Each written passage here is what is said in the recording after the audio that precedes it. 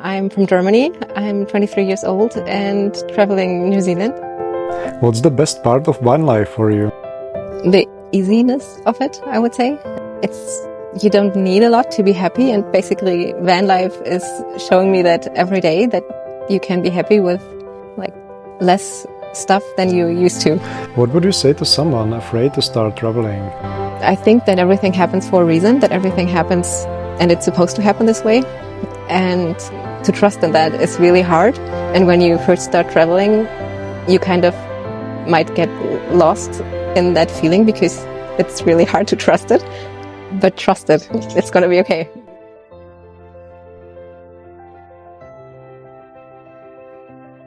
Yeah, so thank you, Mila, for coming. Yeah. Appreciated your time. We are sitting in beautiful sunny Nelson. Could you tell us what brought you here to New Zealand and where are you from? I'm from Germany. I'm 23 years old and traveling New Zealand, I guess. What brought me to Nelson? That's a really good question.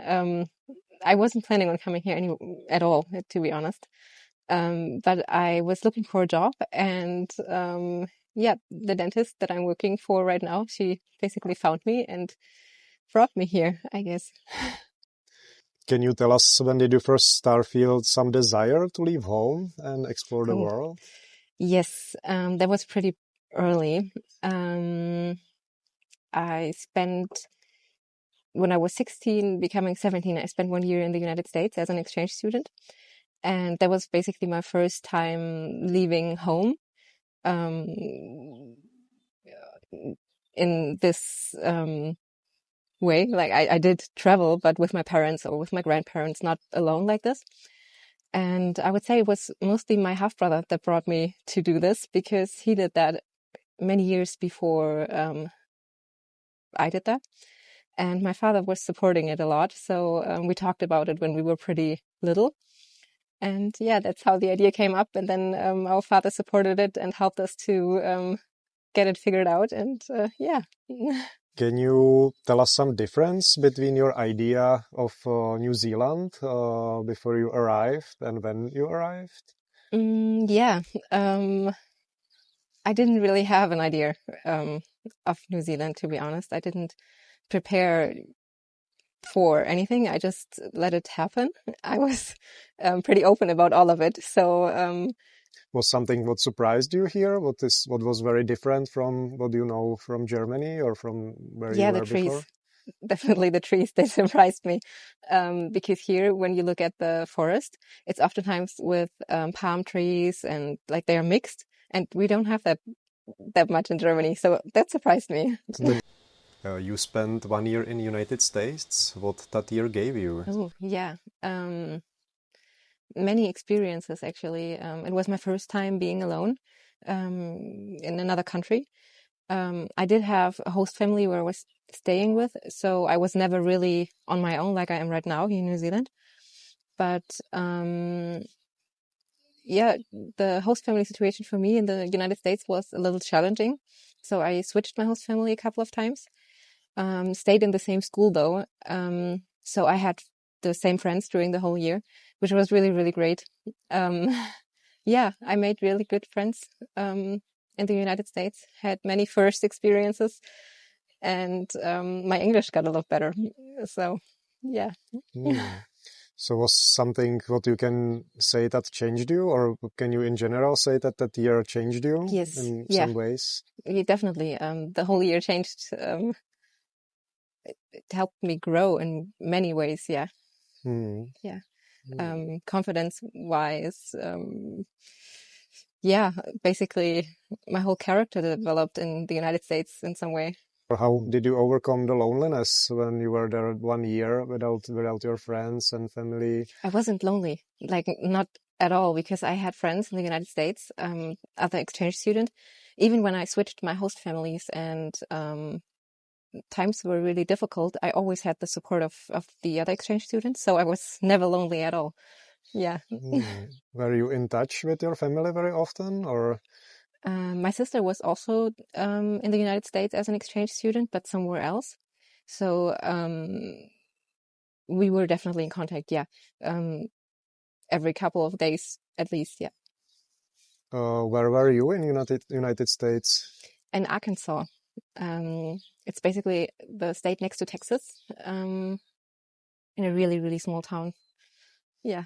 Did you have an option to explore another places around? Yes. We did go on a big exchange student trip to Washington, D.C. together.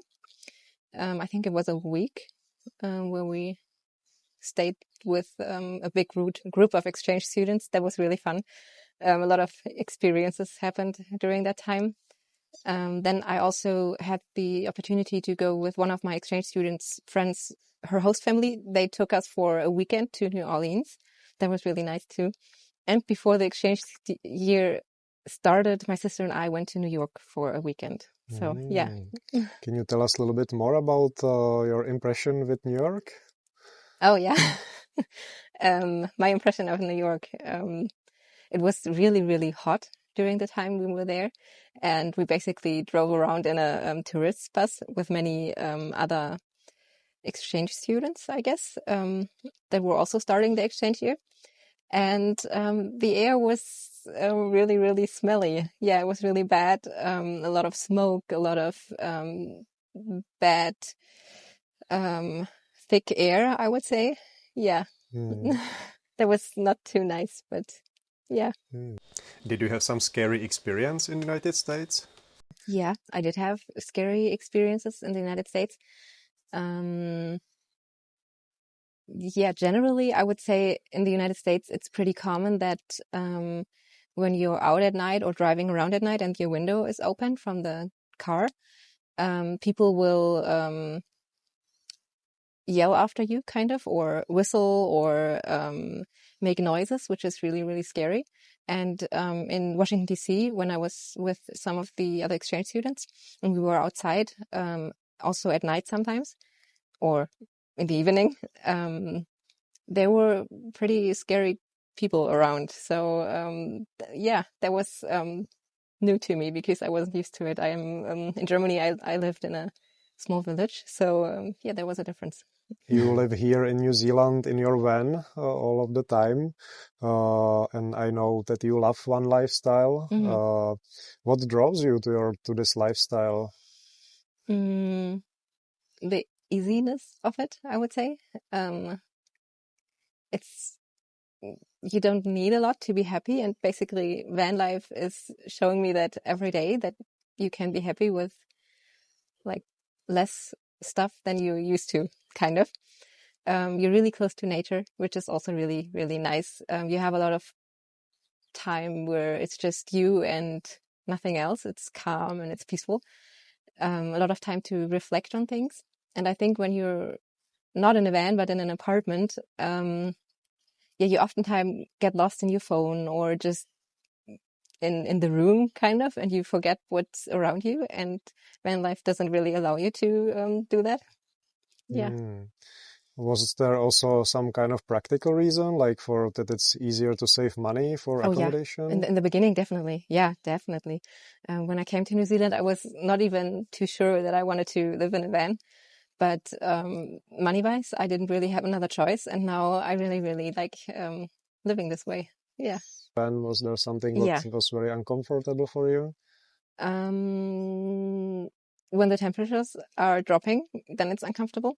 Definitely, it's hard to be okay when it's cold all the time. Yeah. But other than that, I wouldn't really say I'm uncomfortable living this way. It's more like the car had some troubles. Like I had to get it fixed a couple of times. That was annoying. But other than that, I love van life. Yeah. So do you also think that there is something about Vanlife what people very romanticize, but it's not that much like that? Well, I guess van life is not always comfortable. So that's probably a lot of people forget about that when they think about van life. Yeah. You don't have a full kitchen in your van. You have to be okay with a small cooker and live this way. Yeah, it's not necessarily the most comfortable way to live, but I really, really enjoy it. How long did you live here in New Zealand in your van, roughly? The end of February this year. Do Do you think the uncomfort and the challenges, or in general the experience with Vanlife in New Zealand, was some kind of also good for your growing? Did you learn something through this experience to not have a bed every day? And Well, I guess every experience helps you grow in some way. So yeah, probably. Um, I think actually the most growing happened during 1 month where I didn't work at all, where it was just me and the van and the road. Because when you have so much time, there's so much to reflect on, and then yeah, growing kind of happens on its own. But I wouldn't say I necessarily grew because of the experiences I made with the struggles with my van. Yeah. Is it your first experience with living in a van? Van life in this way, it's my first experience. I did travel with my grandfather when I was younger, twice for each 2 weeks during France. It was his own little bus. It was not as comfortable as the one I have right now. But I did enjoy it very much. It was summer in France and was really, really warm and beautiful. And my grandfather loves butterflies. So we were, basically looking at butterflies all day and just enjoying the time. And then also my mom, my sister, and I, we lived on a camping ground for a couple of months because we liked the lifestyle. But it was not a van. It was more like a tiny house, I would say. Yeah. And I know that you would even like to live in some van in Germany. Is it because you did like the experience here in New Zealand in the living in a van? Yeah. This is what inspired you to continue? Yes. Yeah, definitely. Yeah. Do you think it's possible? Yes, I do think it's possible. It's a little tricky because I have 2 cats back home, and including them into van life, it's hard. But there are ways to make it happen, and we'll see where it takes me, I guess. Do you have some idea, like practically, how you will do it in Germany? Yeah, I have many ideas actually. There would be an option to make it happen. One idea is to buy a van and rent a parking space for it, and ideally with a little bit of grass. And on the grass, I could basically build a small little garden house, maybe for my cats, with a cat tree and stuff like that, so that they have more room than just in the van. And then since I would be living in one place, I could also work as a dental assistant at the same time to make some money. Yeah. And the main reason, why would you like to live like that? Because I love the flexibility of having a van, taking you home wherever you're going, and also because I like living minimalistic, I guess. I don't really like having all that stuff you have when you live in a home. Yeah. So you worked here in New Zealand partly as a dental assistant in totally different country, I guess, first time. Yeah. How was it for you, and was it very different from what you know from Germany? It was easy to adapt, I would say. It was a little different than in Germany, but not too different, I would say. So yeah, the biggest difference is probably the people, the mindset of the people, because in Germany, patients have different expectations than they have here, I guess. In which way? The treatments they want. In Germany, it's more people want a root canal treatment, or they basically look at their teeth long term. They want to keep them for longer. And here, people are more eager to say, okay, let's just take them out, basically, because it's way more expensive. Like the healthcare system is a lot different. So that's why, yeah. Like this is one thing what is different than in Germany, but can you compare the two health systems in Germany and here? Yeah, I don't think I know that much about the health system here in New Zealand yet, but I can try. In Germany, you have health insurance, and a lot of treatments are covered by this insurance. So people don't really have to worry about paying for the health insurance or the treatment they are getting, which basically just leads to people getting a lot of treatments like root canal treatment, or crowns are partly paid for, bridges and stuff like that too. It's basically a lot of those payments are covered, so people don't really have to worry about it. They just go to the doctor and that's it. And here in New Zealand, most of the people, they don't really have an insurance at all, so they have to pay for everything on their own. And that's pretty expensive. So a lot of them say, okay, let's just take the tooth out and then I don't have to worry about it anymore, and that's it. Can you tell us how do you balance the desire for freedom with the structure of working in healthcare as a dental assistant? Yeah. To be honest, that's a hard one. That's a really hard one. I think working part-time does give you some freedom when you have the afternoons off, for example. But it's hard. Yeah. Is there something what would you like to keep from your experience here in New Zealand or here at work or in general after you return to Germany? Working part-time, I guess. Yeah. Because of the freedom. Yeah. Yeah. In Germany, I work full-time. And back then I did know that I wanted to work part-time at some point, but I didn't really experience it yet. And now that I have here in New Zealand, I guess I'll keep doing it in Germany. Yeah.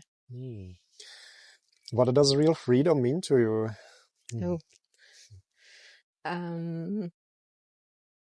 If you living on your own timeline, I guess. Yeah. Having enough time for your own needs. Yeah. If there were no limits, no rules, no expectation, what kind of life would you choose? That's a good question. I have many ideas, and basically I could imagine a lot of living arrangements, I guess. But I would love to live close to the ocean. That's like a must if I would have all the money, or no worry, if I wouldn't have to worry about money. Yeah, I would live close to the ocean and have a lot of time to be at the beach. What helps you grounded when lives get chaotic? Good question. I guess checking in with yourself. Yeah, I guess that helps me ground myself. Yeah, but I would also say it's a process. It's not necessarily that easy to stay grounded all the time. Yeah. Can imagine. Do you have a favorite quote, and what does it mean to you? Yes, I do have a favorite quote. It's a German quote, and I don't know who it is from, but it basically says, you can say in German first if you want. Yeah, wenn es noch nicht gut ist, dann ist es noch nicht das Ende. It basically means when it's not good yet, then it's not the end yet. So yeah, I love that quote. And my sister and I, we have the quote written in our apartment. So yeah, we both agree with it. How do you know when something is right path and when it's time to let go? Yeah, that's a hard one too, because I think it's hard to always know what's right and what's wrong for you. And I guess most of the time your gut feeling knows already, but you're just scared of acknowledging your gut feeling a lot of times. So once you do acknowledge it, you know what's right and what's wrong, but it's not always easy to acknowledge it. So it's sometimes challenge between our brain and our intuition and gut feeling. Yes. Yeah. So do you think do you more rely on your gut feeling and intuition, or on your brain? Gut feeling and intuition, definitely. Yeah. If I can help it, then yeah. Yeah. If you could say some message to your younger self, what would you say to her? Yeah, I've thought about that before. I would tell her you are okay. Yeah. And I would tell her you've always been okay and you're gonna be okay. It's nice. Uh, and what would you say to someone who dreams of traveling but is afraid to take the Oh, first step? Because I guess for you also you needed to do the first step. yeah. That's a really hard one because I think that everything happens for a reason, that everything happens and it's supposed to happen this way. And to trust in that is really hard. And when you first start traveling, you kind of might get lost in that feeling because it's really hard to trust it. But trust it, it's gonna be okay. Yeah. Do you remember the feeling where you were first time on the airport and you were about to leave? Before New Zealand, it was definitely peace and excitement because I was really happy that I did it and I was pretty content with the decision. With the United States, I actually don't remember the feeling anymore. I know that it was scary too. So yeah. If you would have one piece of advice to the world, Yeah. what would it be? I guess breathe would be my advice. Breathe and take a moment and listen to what comes up in that peace and quiet. Yeah. That's nice. Thank you. Coffee or tea? Tea. That's an easy one. Saying everything or letting silence speak? Oh yeah. Depends on who I'm with actually. I think it's important to say everything and say what you think, what you feel, what's going on, because I don't like when you don't do that. It's like really annoying when things are unspoken. But on the other hand, I don't think you have to what's the word? You don't owe anyone an explanation if you don't want to explain yourself. So it's basically a mixture of it. Yeah. Solo road trip or traveling with friends? Oh, both. Um, yeah, I think both is amazing. I don't think I could choose. Comfort or growth? Comfort in growth. Um, I think growth is challenging, but you can find comfort in it. So, yeah, So we were talking about a little bit before, but heart or mind? the heart. Here, knowing where are you going or enjoying not knowing? Enjoying not knowing. If I could choose, it would definitely be enjoying not knowing. But it's hard to enjoy it all the time. Yeah, to find peace in it, it's hard. Thank you, Mila, very much for your time. Thank you. Thank you. Yeah.